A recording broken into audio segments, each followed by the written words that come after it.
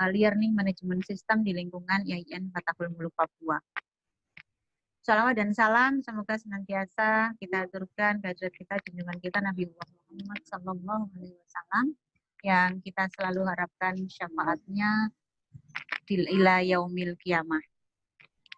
Bapak Ibu yang saya hormati, sesuai dengan agenda yang sudah kita rencanakan, jadi IAIN Fatahul Muluk Papua mungkin juga sama dengan beberapa perguruan tinggi yang lain menyikapi kondisi COVID-19 yang memang menjadi pandemi dunia, ya, untuk kelangsungan kegiatan pembelajaran yang akan kita lakukan di tahun akademik 2021 ini.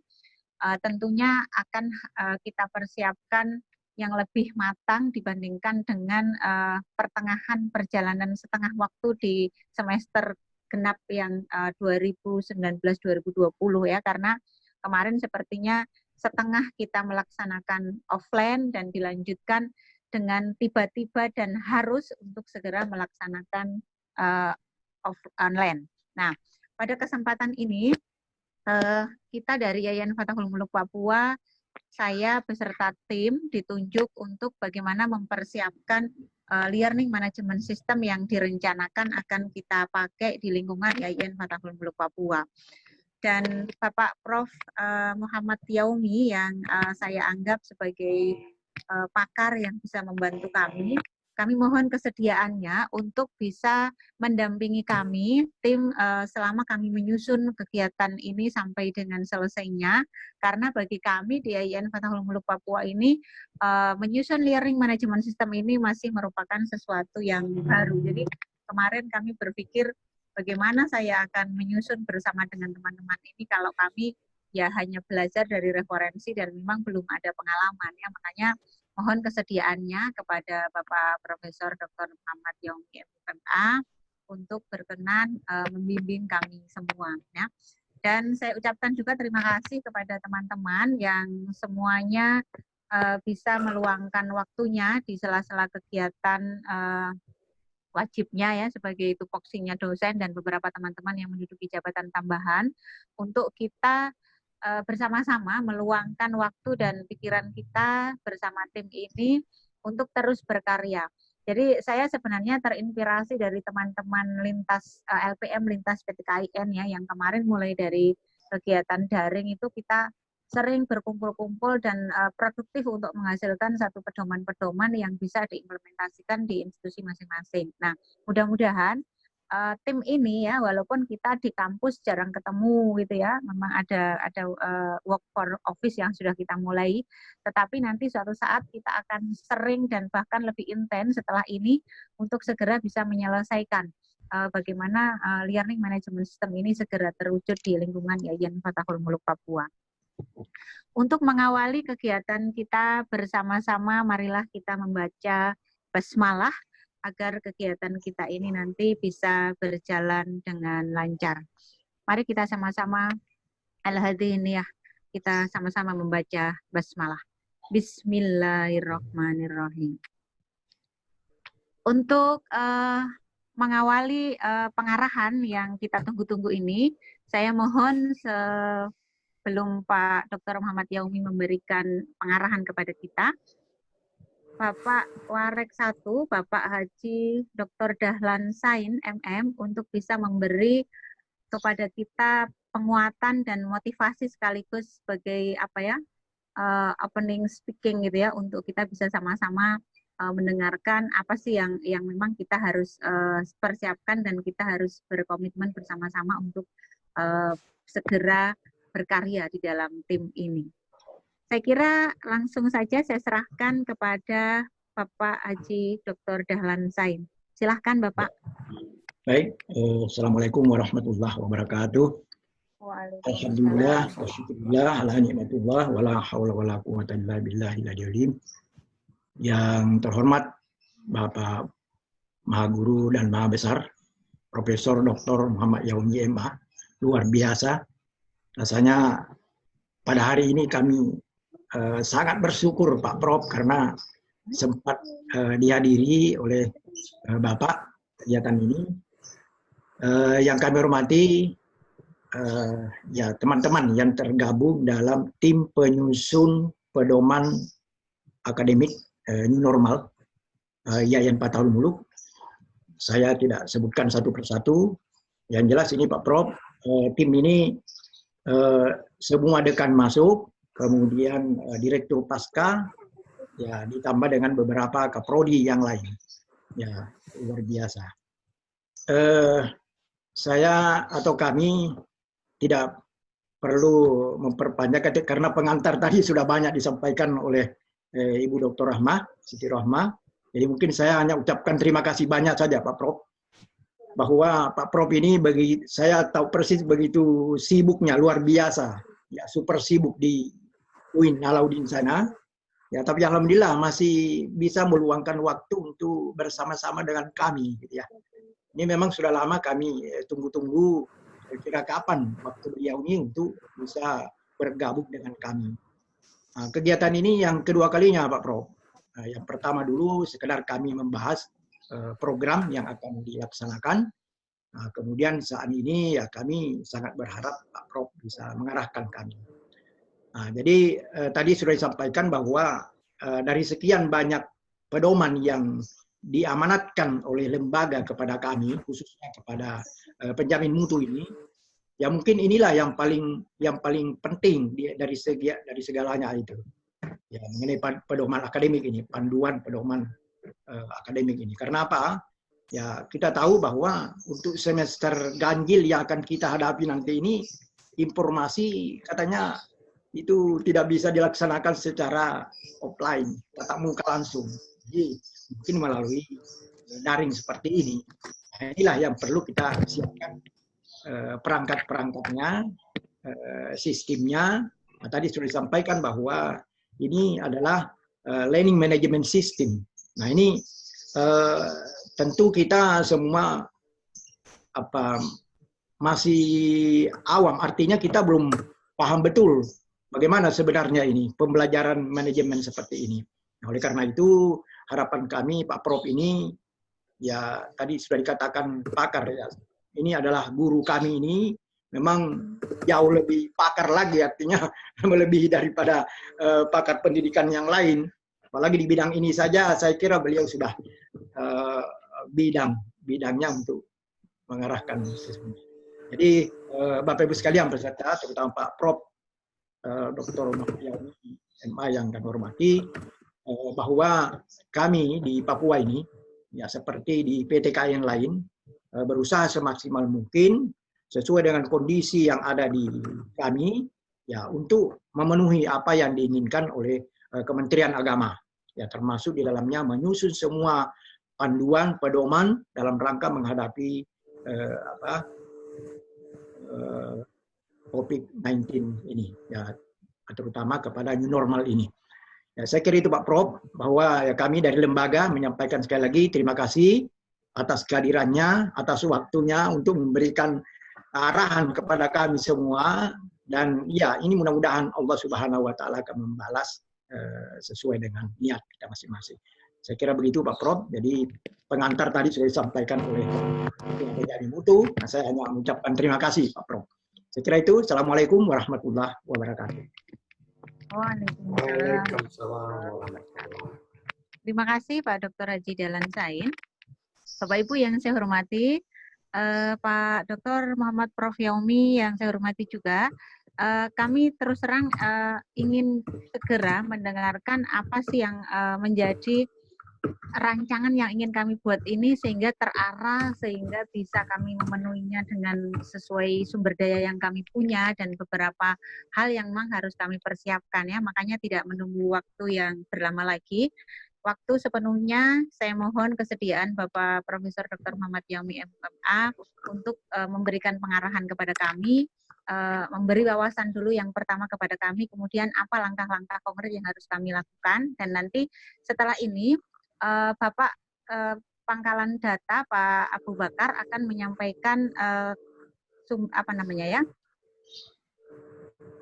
analisisnya bandwidth yang kita punya ya dengan sumber daya bandwidthnya dan jaringan yang kita punya atau aplikasi apa yang sedang di dalam proses sehingga nanti akan match antara apa yang kita rancang dengan kemampuan atau sumber daya yang kita punya.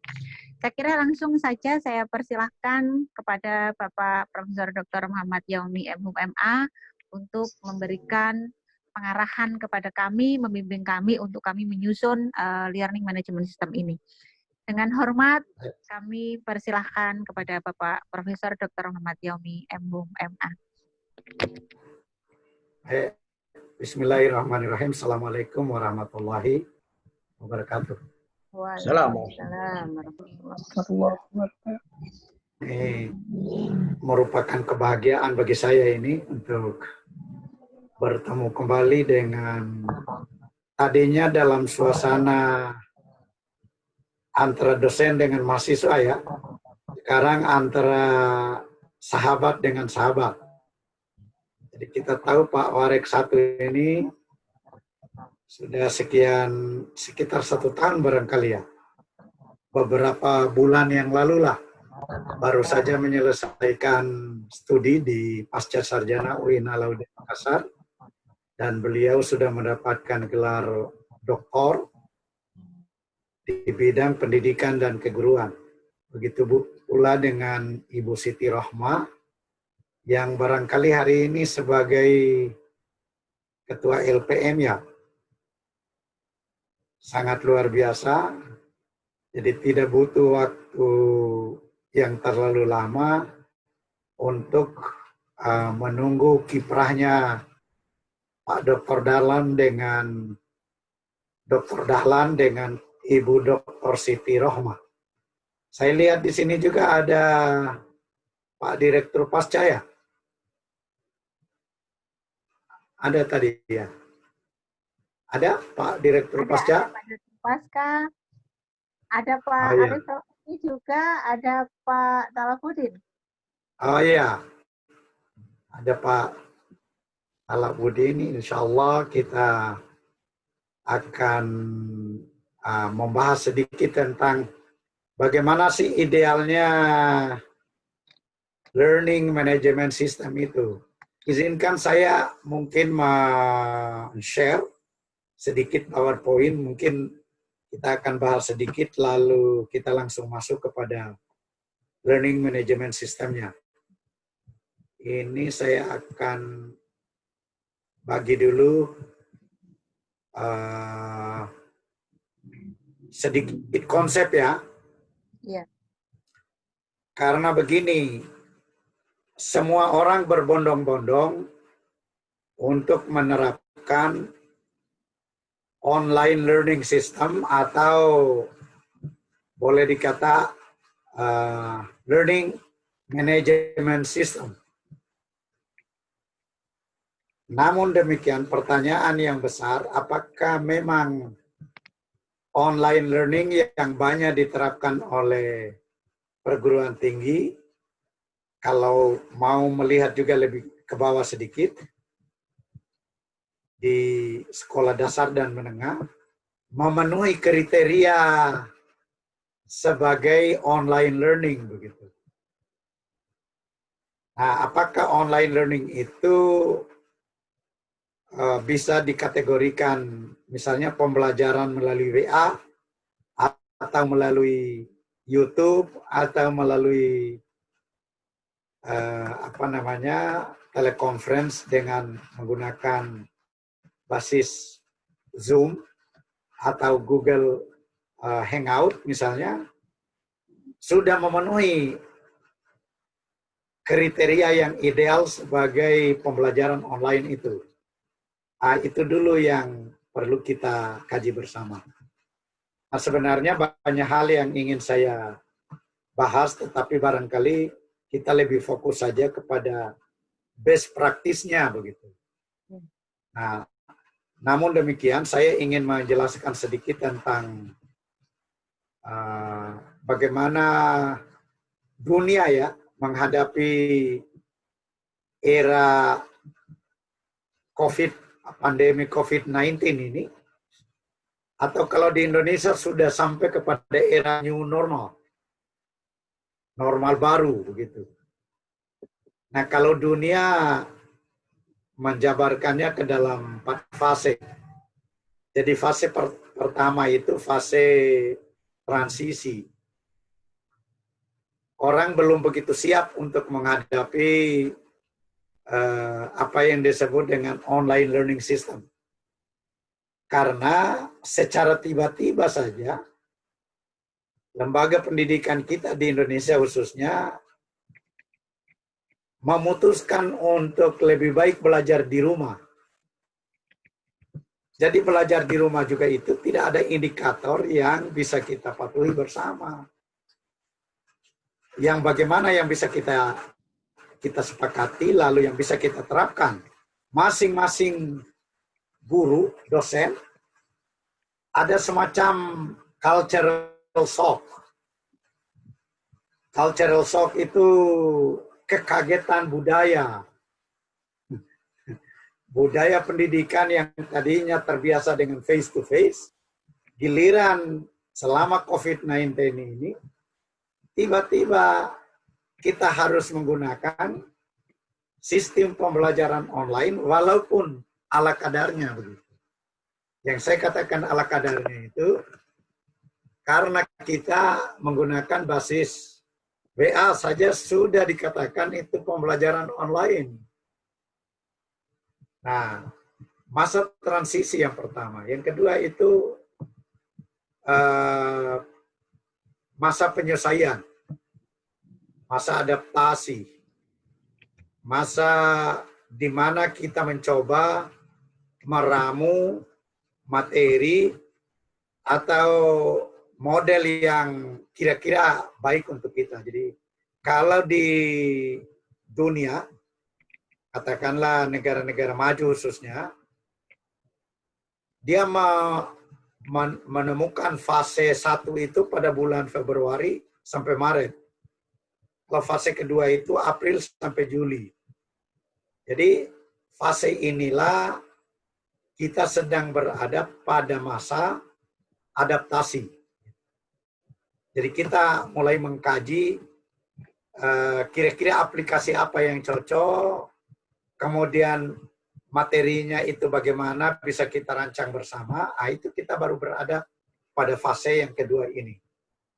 Nah, fase ketiga nanti itu akan dilakukan pengembangan. Jadi dosen barangkali sudah mulai melakukan pengembangan materi, pengembangan bahan ajarnya, pengembangan medianya, lalu sudah menemukan model atau sistem learning management yang sesuai dengan keinginan kita untuk bisa kita integrasikan dalam pelaksanaan pembelajaran. Nah, ini diprediksi akan berjalan pada bulan Agustus sampai Desember. Nah, nanti tahun 2001 baru kita memasuki fase new normal itu. Indonesia lebih awal, tapi kalau menurut saya juga, Indonesia itu sebenarnya belum siap. Tapi masih dikatakan bahwa kita sudah berani mengatakan bahwa kita ini sudah masuk di dalam fase new normal. Jadi seharusnya tahun 2021. Ini apa yang terjadi di dunia saat ini. Saya tadi mengatakan ada kekagetan budaya itu karena 79% dunia itu beralih dari face to face ke online. 79%. Terlepas dari angka 79% ini, ada yang menggunakan peralatan seadanya seperti yang saya katakan tadi. Tapi dunia sudah menghitung 79% itu sudah mengkonversi sistem perkuliahannya itu mulai dari tatap muka, akhirnya dia menggunakan virtual platform. Lalu hanya 20% yang mengkonversi seluruh kelasnya itu, sistemnya dia menggunakan online courses begitu. Jadi kalau tadi itu online kelas, ini online course. Maksudnya seluruh materinya itu secara totalitas dia gunakan itu. Jadi hanya sekitar 21%. Yang lainnya itu baru dalam bentuk kelas. Pertemuannya yang beralih. Jadi bukan kelasnya atau ruangannya atau mata kuliahnya yang beralih secara keseluruhan. Jadi bukan mata kuliahnya yang ditawarkan secara online, melainkan kelasnya yang beralih ke online. Begitu. Nah, bagaimana di Indonesia saat ini? Di Indonesia itu yang beralih itu ada sekitar 95%.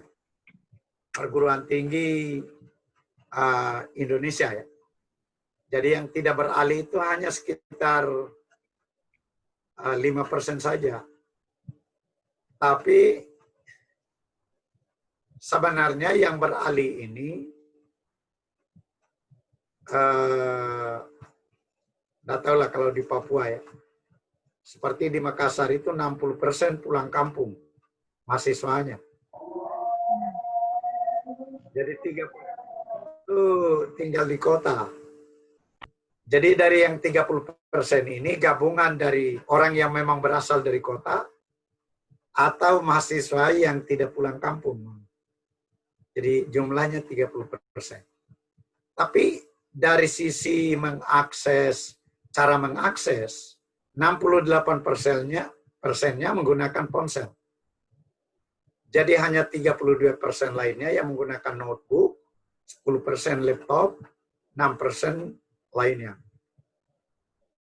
Nah, setelah ditanya, bagaimana efektivitas tentang pembelajaran online?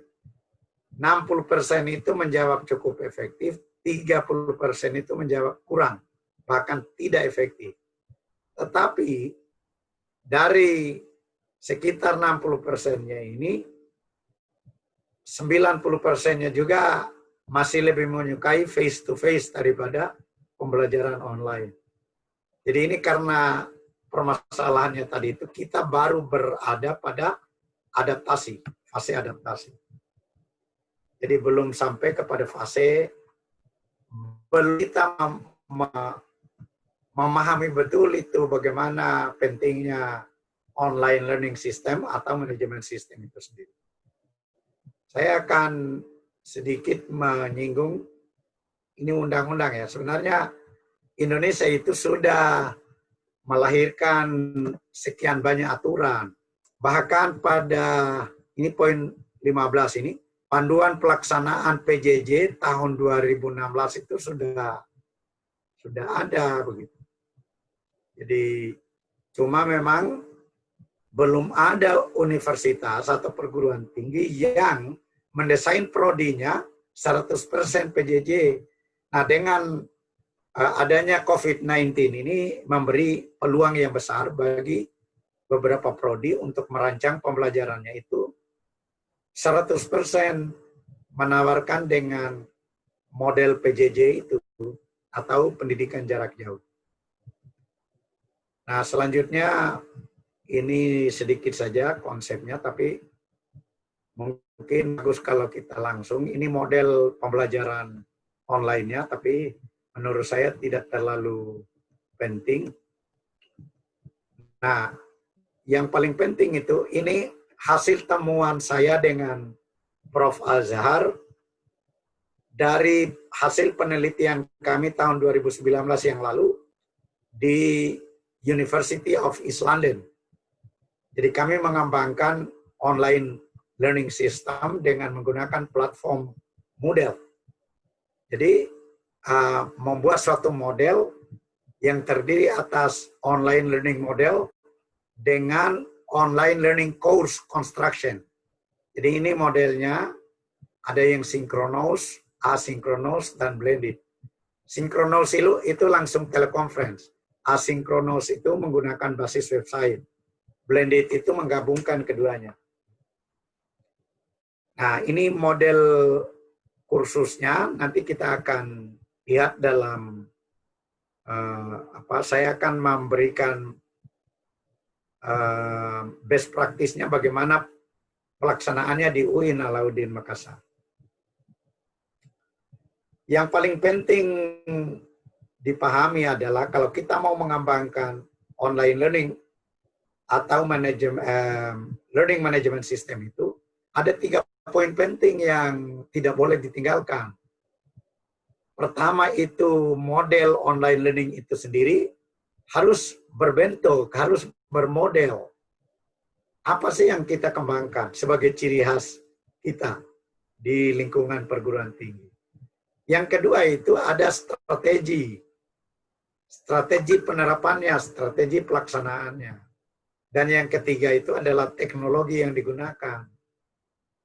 Nah, ketiga poin itu menjadi ciri pembeda antara learning management system yang kita tawarkan dengan mungkin perguruan tinggi lain yang menawarkan juga platform learning management system. Nah, ini tidak perlu saya jabarkan terlalu jauh tentang strategi. Lalu konstruk pedagoginya juga tidak perlu. Nah, kita sekarang ini masuk kepada bagaimana sih pola pembelajaran yang digunakan di dalam learning management system itu. Kalau di UIN Alauddin yang kita sudah mengembangkan apa yang disebut dengan Lentera. Lentera itu singkatan dari Learning Center Area. Jadi area pusat belajar. Jadi itu nama learning management systemnya yang kita kembangkan. Nah, yang kedua, di UIN itu kita menggunakan juga itu Google Classroom. Google Classroom ya. Ini Google Classroom bagusnya karena gratis. Sedangkan Lentera ini kita pada dasarnya gratis, tapi platformnya kita integrasikan ke dalam websitenya UIN Alauddin. Tapi kita minta satu space untuk mengelola learning center area itu yang diberi nama Lentera. Lalu selanjutnya ada yang disebut dengan Google Meet. Ini juga menyatu dengan Google Classroom ini. Dan versinya sangat bagus juga, gratis. Tapi tidak sebagus platform yang ditawarkan oleh Moodle, yang juga kami integrasikan di dalam Learning Center Area ini. Yang ketiga itu Zoom ya.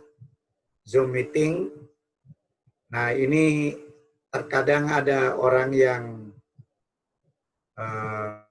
dulu Zoom ini mudah dimasuki oleh orang yang tidak dikenal sekalipun. Tapi sekarang ini karena ada waiting room, tidak ada lagi begitu. Jadi hanya karena persaingan bisnis sehingga banyak fitnah-fitnah yang dialamatkan kepada Zoom itu. Sebenarnya yang kalau kita mau lihat platformnya, Zoom lah yang paling bagus untuk melakukan komunikasi secara sinkronos seperti yang saya katakan tadi. Karena Zoom ini menawarkan satu model penyajian atau tukar gambar video yang sangat ringan.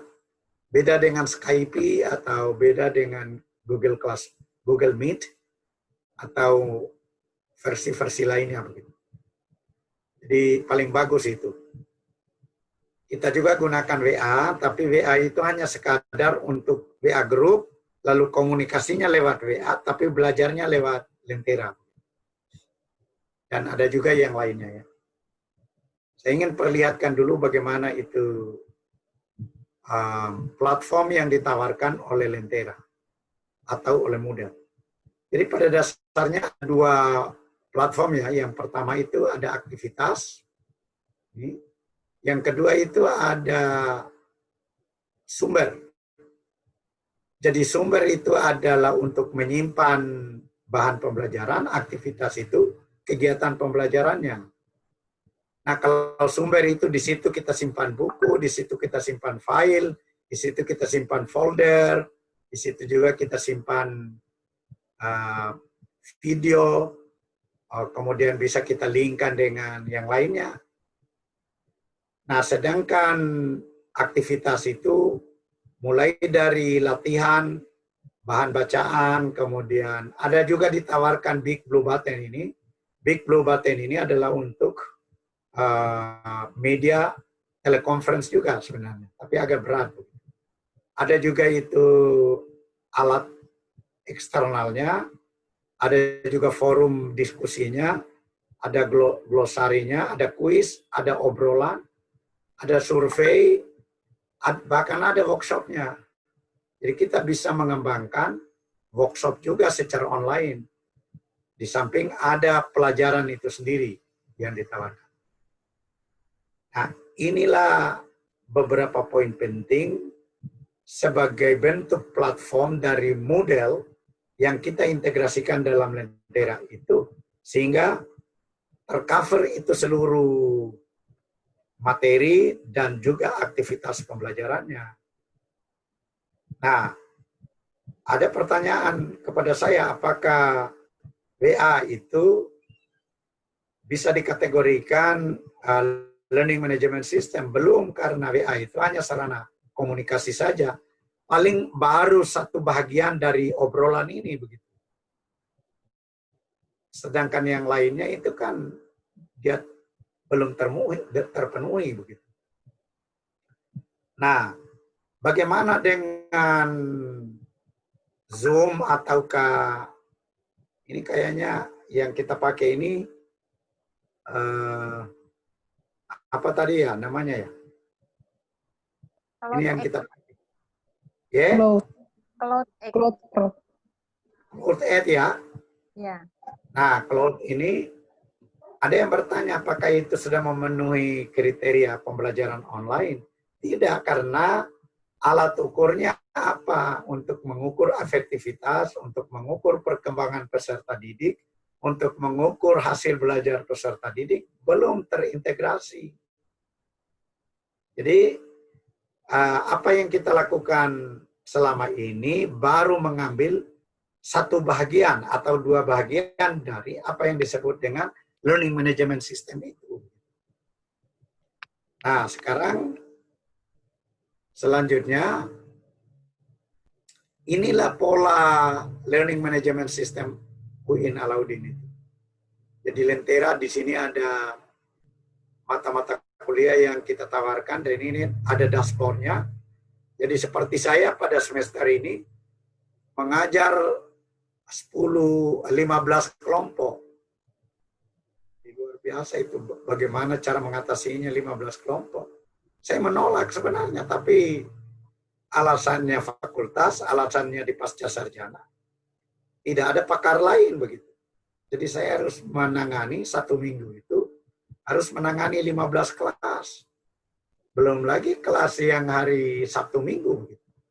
Jadi suatu overload sebenarnya. Jadi kita mau tidak mau, saya harus terima karena integritas saya juga sebagai salah satu dosen yang kebetulan memiliki ilmu di bidang ini, harus saya terima. Selanjutnya yang terkait dengan ini ya sumber tadi ya. Sumber itu ada bahan bacaan yang terdiri atas buku, modul, artikel online. Kita bisa mengintegrasikan juga repositori. Repositori seperti skripsi, tesis, disertasi, makalah. Nah, bagus untuk diintegrasikan. Kita bisa integrasikan juga video, audio, atau digital lainnya. Dan sumber online yang valid. Begitu. Karena ada sumber online yang tidak valid. Kayak blog itu kan tidak valid karena paling mahasiswa S1 yang membahas. Jadi kalau mahasiswa S3 atau doktor yang mengutip, itu juga tidak terlalu baik lah. Begitu. Nah, yang terkait dengan aktivitasnya, forum diskusi, kita buatkan itu. Ada untuk sarana untuk workshopnya, kayak seperti ini ya. Jadi mereka bisa bertemu, bisa menukar makalahnya. Ada presentasi, ada kuis, dan ada tugas. Nah, inilah beberapa standar minimum yang bisa kita integrasikan ke dalam learning management system itu. Ibu Ketua LPM direkam nggak ini? Iya Pak, direkam. Oh ya, nanti saya minta rekamannya juga ya. Iya. Oke, selanjutnya kalau kita mau masuk ke Learning Management System UI ini tuh Lentera, ini kita masuk pakai NIP kalau dosen, kalau mahasiswanya itu masuk pakai nomor induk mahasiswa, nomor stambuk atau nomor registrasinya itu. Jadi dosen bisa masuk, mahasiswa bisa masuk. Baru klik masuk. Nah, inilah model tampilan di dalamnya. Jadi nanti ada misalnya model pembelajaran kelas PBI 1. Nah, ini materinya. Mulai dari deskripsi mata kuliah, komunikasi, dan ada komunikasi, ada sumber belajar, ada jurnal, ada buku, ada, ini hanya itu yang saya paparkan. Sebentar kita akan lihat pada best practice-nya. Nah, ini terkait dengan komunikasinya, itu ada pengumuman, ada chatroom-nya, ada daftar hadirnya, kita buatkan. Jadi daftar hadir, mahasiswa akan langsung mengklik itu lalu absen secara online begitu. Setelah itu, mereka bebas mendownload buku-buku yang ada. Kita sediakan buku online, kita sediakan juga jurnal yang digunakan di situ, dan kita sediakan juga sumber lain begitu. Nah, semuanya ini untuk digunakan di dalam pelaksanaan pembelajaran. Nah, ini saya mau langkahi dulu sebelum nanti kita kembali untuk melihat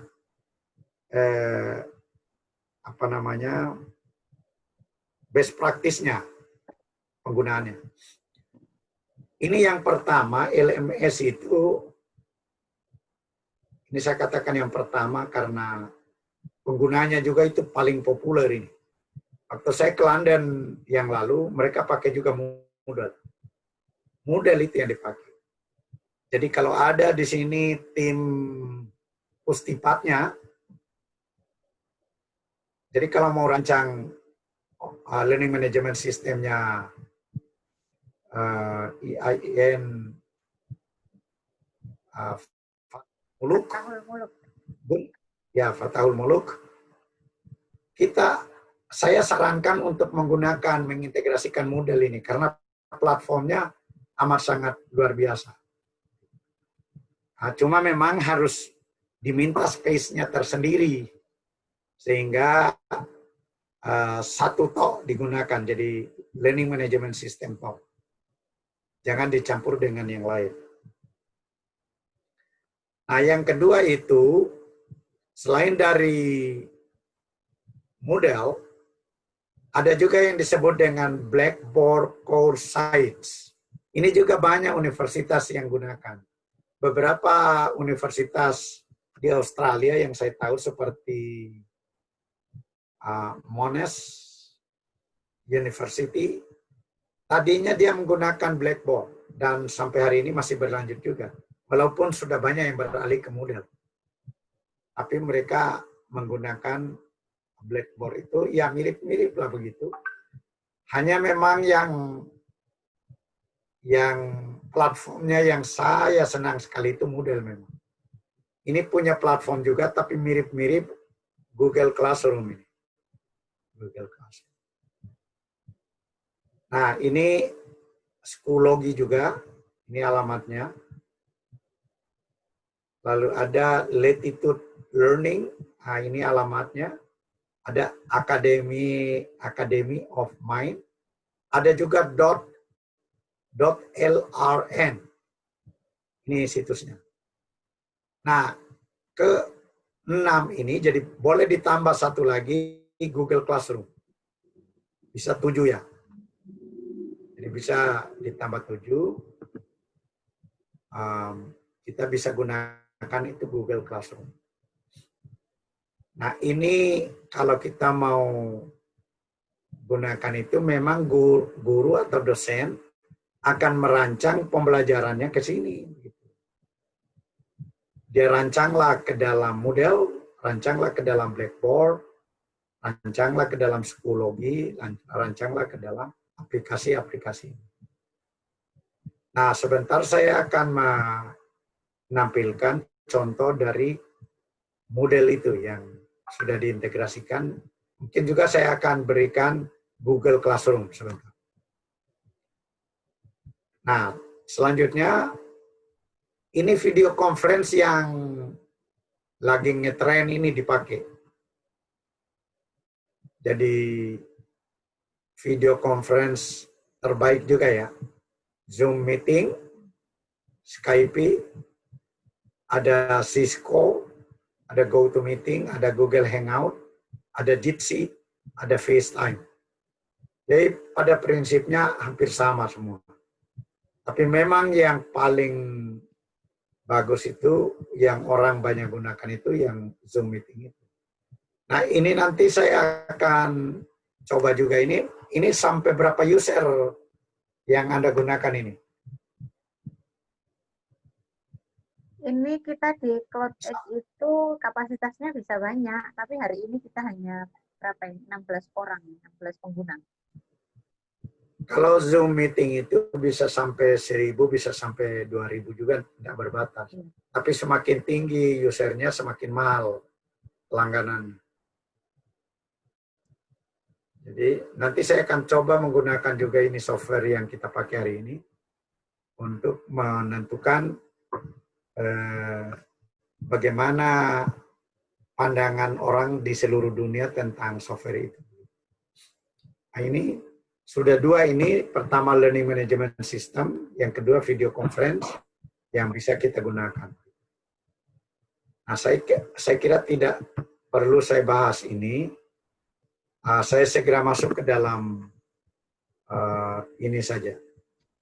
Sharing materi seperti yang saya katakan tadi itu. Saya lihat dulu di Google, Nah, ini saya minimize dulu, kemudian saya akan ke LMS ya, Learning Management System. Oke,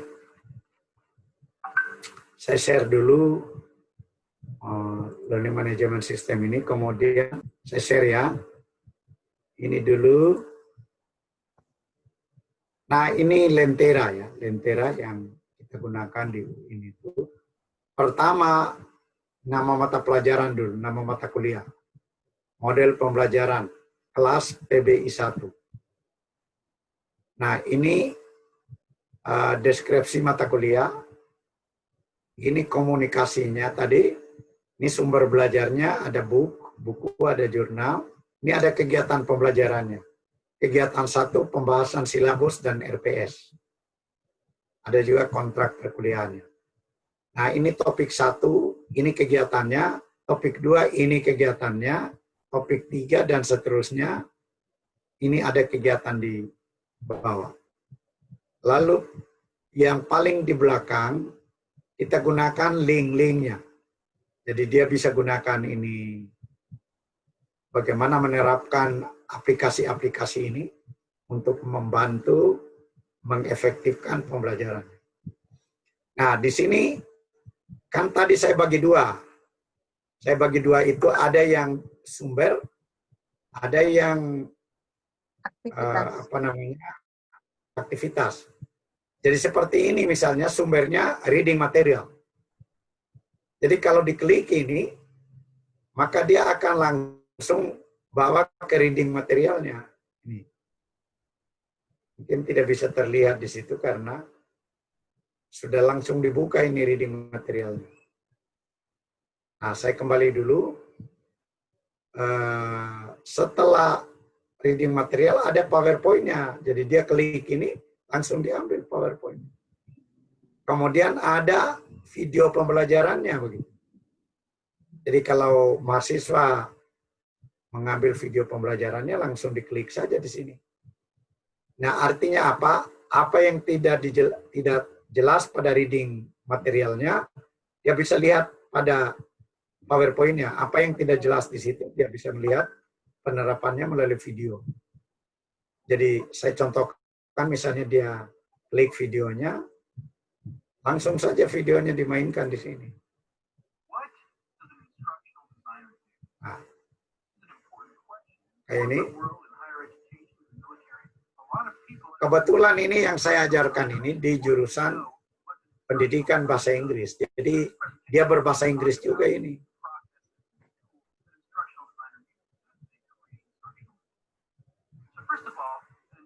Nah, kemudian pada awal-awal ini kita belum menganalisis ini video. Belum. Tapi semakin ke atas, semakin kita berikan tugas yang menantang nanti. Diawali dulu dengan diskusi secara online-nya misalnya. Nah, misalnya ini ada 26 orang yang masuk. Ini diskusinya, jadi pertanyaan yang saya ajukan ini dijawab oleh peserta didik lain. Nah, ini belum mereka membantah jawaban dari kelompok lainnya ini. Ke depan ini pada pertemuan berikutnya baru mereka berhak untuk membantah misalnya 3 orang kawannya. Jadi diskusinya lebih ramai daripada diskusi secara face to face ini. Jauh lebih ramai. Ini. Oke. Setelah itu kita akan misalnya ke kuis. Nah, ini kuisnya. Mereka tinggal mengisi ini kuis. Jadi ada 36 orang yang mengisi kuis ini. Jadi kalau saya klik di sini, akan keluarlah 36 orang ini dengan nama-namanya. Jadi begitu dia kerjakan kuis, sudah keluar itu nilainya ini. Ini grade-nya. Jadi tidak butuh waktu lama. Sehingga kalau kita mau mengumpulkan berapa sih nilai yang mereka harus kumpulkan dalam 1 semester, tinggal klik saja ini, nilai di sebelah. Tinggal diklik ini, kemudian kita tarik ke belakang, kita bisa melihat itu mahasiswa, nilai totalnya mahasiswa misalnya. Nah, ini, sorry saya geser dulu yang di bawah ini. Nah, supaya tidak terpilih. Ini ada nilai mahasiswa untuk pertemuan itu 120 maksimumnya ya. 120 maksimum. Jadi ada yang mencapai 120 ini untuk pertemuan ketiga. Karena 100-nya ini ada absennya. Jadi kalau dia hadir akan jadi, tapi 100 itu untuk 16 kali pertemuan. Kalau misalnya dia tidak hadir 2-3 kali, langsung turun dari 100% itu menjadi 80% atau 85%. Jadi tidak perlu lagi repot mengabsen satu persatu karena mereka bisa secara online. Ya. Nah, jadi semakin ke atas semakin padat itu. Jadi misalnya ini sudah mulai transkrip video. Jadi tugasnya disuruh nonton video baru disuruh transkrip. Tapi video yang berkaitan dengan ini, yang berkaitan dengan konsep model pemerolehan konsep.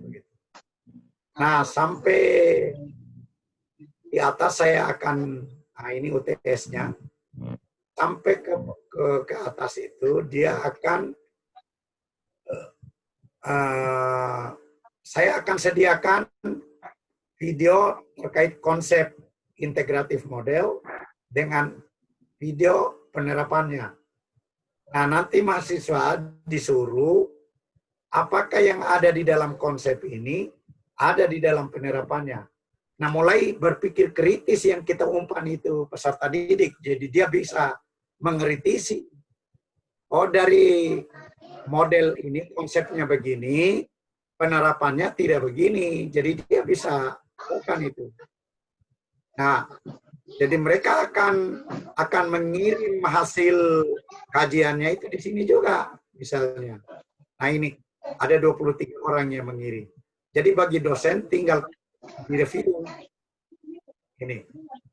Jadi itu ada kiriman dari mahasiswa itu, tinggal saya misalnya ke kanan dulu supaya, ini yang dikirim dia. Ini yang dikirim. Komentar-komentarnya, bahkan ada yang dilampirkan itu. Sebagai jawaban dari pertanyaan tadi, begitu. Nah, videonya itu, saya kembali ke video, misalnya, saya berikan misalnya konsep ini. Konsep videonya. Nah,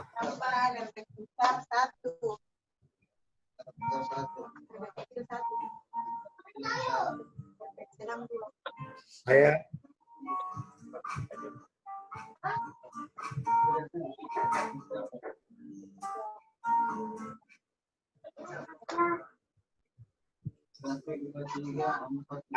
mereka nonton ini sekaligus juga dia akan melihat penerapannya. Nah, kalau dia nonton video penerapannya, jadi dia bandingkan itu yang apakah diterapkan di sini, konsep tadi begitu. Jadi mereka harus menyediakan waktu untuk menonton ini. Karena kalau tidak, mahasiswa nanti itu lebih banyak yang nonton film Korea daripada video pembelajarannya. Jadi itu antara lainnya. Nah, sama semakin ke atas semakin tinggi tugasnya sampai ke final project. Nah, final project ini nanti ini sudah mulai dipersiapkan sejak awal ini proyeknya. Mungkin dari pertemuan ke-9 sudah dia siapkan tahapan final projectnya. Jadi setelah itu dia akan kumpulkan project akhirnya. Nah, jadi pada pertemuan ke-16 itu dia akan menyajikan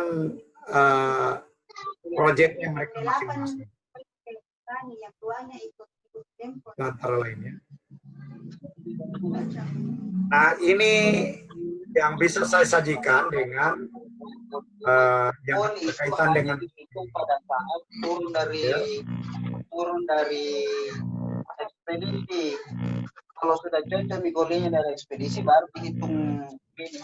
Terus nanti catatanmu itu, itu begini, bikin Excel begini, lebar kecil berapa yang kau pesan dari sana. Cara lain rasanya.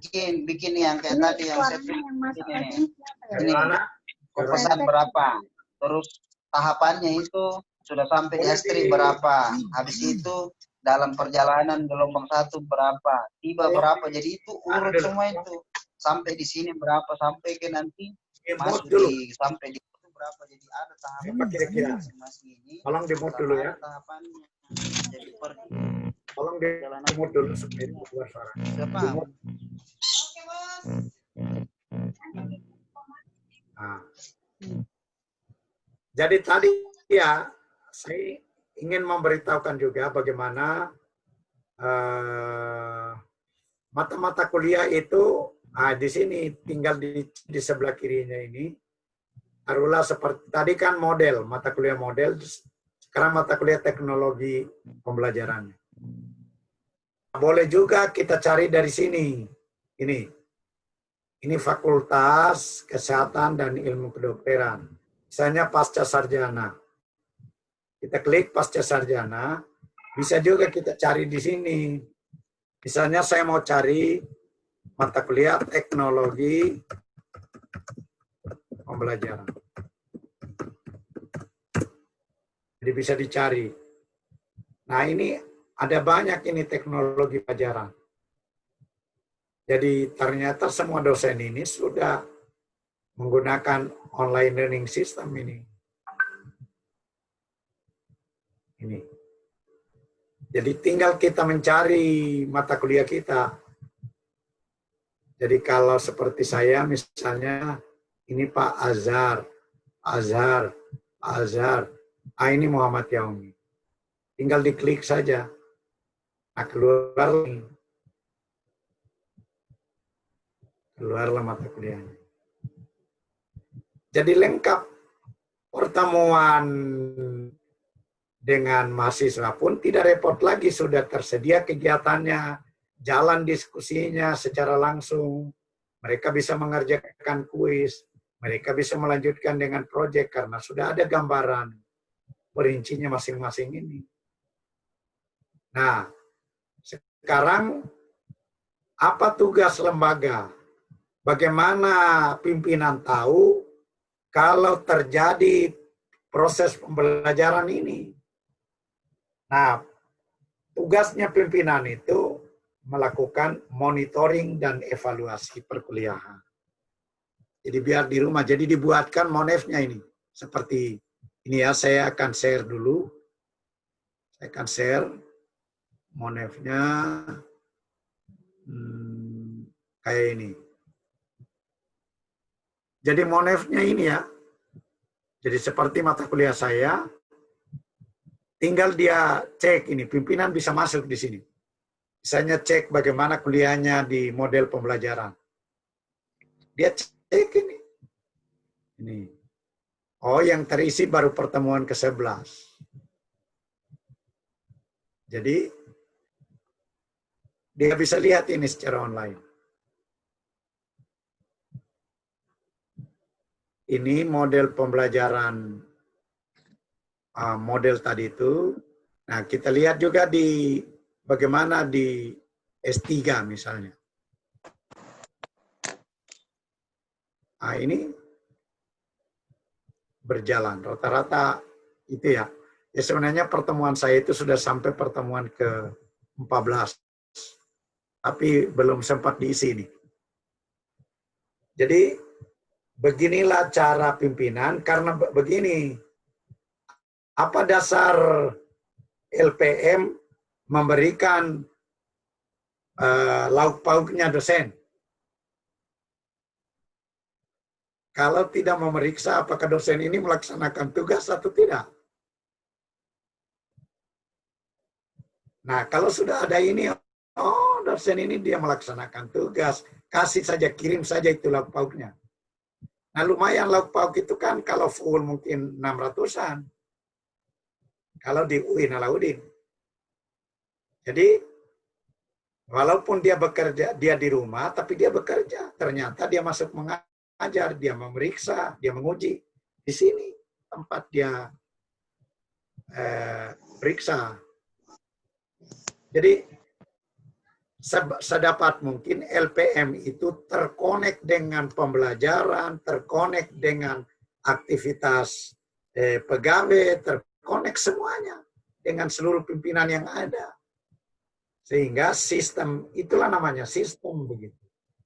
Nah, kalau kita berbicara sistem mutu, tapi ini kan kita membicarakan tentang sistem pembelajaran online itu. Bagaimana pengelolaan pembelajaran online itu yang kita bicarakan hari ini.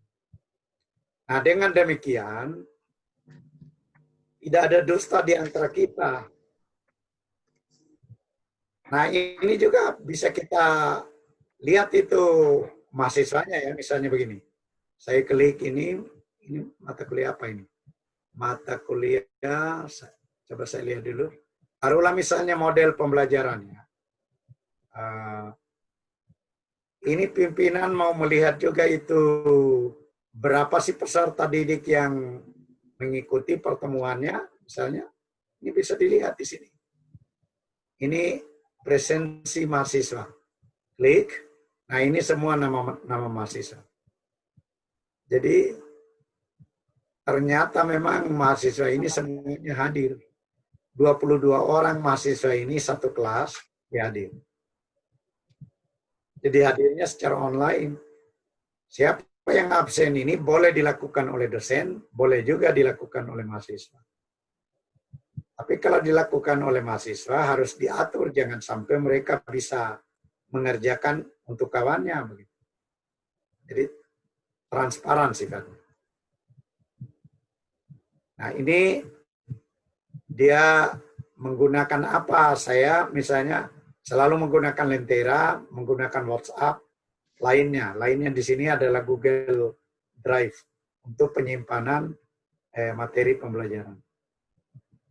Jadi ini yang terkait dengan monitoring dan evaluasi yang dilakukan oleh pimpinan terhadap pelaksanaan pembelajaran yang dilakukan oleh dosen. Sekarang kalau kita mau jujur, seberapa besar dosen yang menyelenggarakan pembelajaran online secara tertib? Nah, bagaimana kita mengevaluasi itu?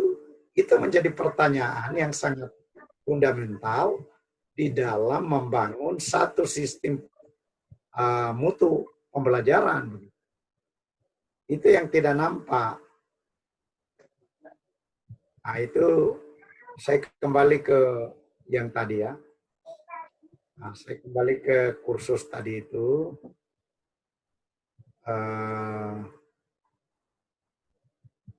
Saya share kembali. Oke. Nah, ini. Nah, yang susah itu bagi dosen adalah merancang pertemuan pertama sampai pertemuan terakhir ini. Dari mana, bagaimana materinya. Nah, materinya kan sebetulnya bisa diambil dari internet, bisa dilingkan dengan buku-buku. Nah, misalnya kalau buku yang dia baca, sekarang saya mau ke teknologi pendidikan misalnya materinya. Ya, ini seperti materinya. Ini boleh dilingkan dengan jurnal, boleh dilingkan dengan buku, tapi kalau buku itu tidak tidak boleh di-copy, tidak boleh dimuat di sini, muat saja itu bahan bacaannya lalu diberikan petunjuk, diberikan link bacaannya begitu, supaya mereka bisa membaca itu ya. Oh, tadi sudah lari keluar saya. Sudah keluar tadi itu.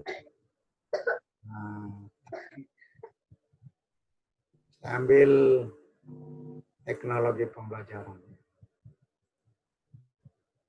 Ya, saya ulang dulu.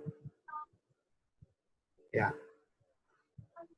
Nah, ini ada pesertanya, jadi mahasiswanya maksudnya di sini.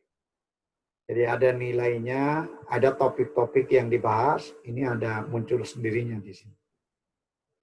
Nah, masalahnya sebenarnya kalau mau mengembangkan ini materinya, boleh juga nanti yang penting sudah tersedia model di dalam learning management system menyatu dengan menyatu dengan situs IAIN. Mungkin kalau mau bisa juga dalam bentuk workshop untuk khusus melatih para dosen itu mengisi komponen-komponen ini. Nah, agak rumit juga sebenarnya.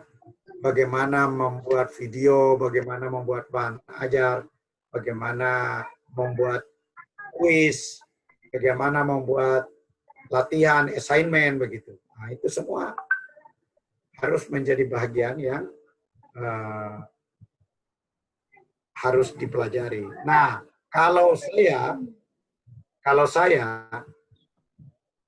kalau prodi membuka PJJ, tapi sudah lengkap dengan seluruh materi perkuliahan seperti ini, dan sistem perkuliahannya juga betul-betul terlaksana seperti ini, sama sekali saya tidak ada keraguan untuk meniadakan itu pembelajaran online itu. Jadi, mengapa orang kebanyakan pembelajaran face-to-face masih jauh lebih bagus daripada pembelajaran online? Karena dia belum mengadaptasikan dirinya dengan sistem pembelajaran online.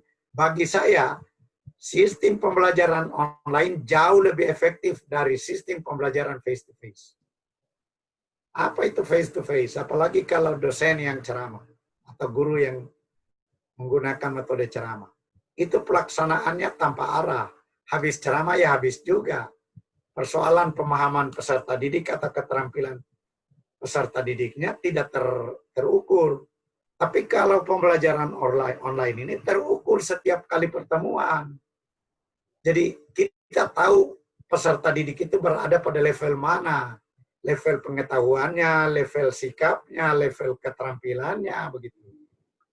Bahkan aspek spiritualnya kita tahu pada level mana. Begitu. Dengan pembelajaran online ini. Jadi pembelajaran online itu menurut saya jauh lebih efektif daripada pembelajaran face-to-face. Selama ini saya mau kembali ke PowerPoint. Selama ditunjang oleh beberapa poin penting ini. Saya mau sharing lagi PowerPoint-nya sebelum kita masuk kepada tanya jawab. Yang ini ya. Nah, selama ini bisa teratasi, pembelajaran online itu jauh lebih efektif daripada pembelajaran face-to-face. Disparitas guru dan dosen.